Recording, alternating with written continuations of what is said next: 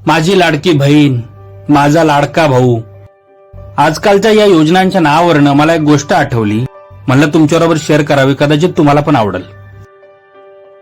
थंडीचे दिवस होते.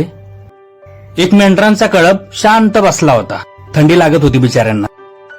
तेवढ्यात त्यातलं एक मोठं मेंढरू उठलं आणि सगळ्यांसमोर येऊन म्हणलं की सगळ्यांसाठी एक खुशखबर आहे.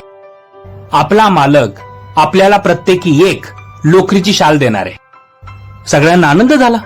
सगळे आनंदाने नाचायला लागले. तसं एक छोटं मेंढरू उठलं आणि ते म्हणलं, गाड्यांनो, ते सगळं खरंय, चांगली गोष्ट आहे, पण मालक जी लोकरीची शाल आपल्याला देणार आहे ती शाल बनवायला लोकर कुठून आणणार आहे?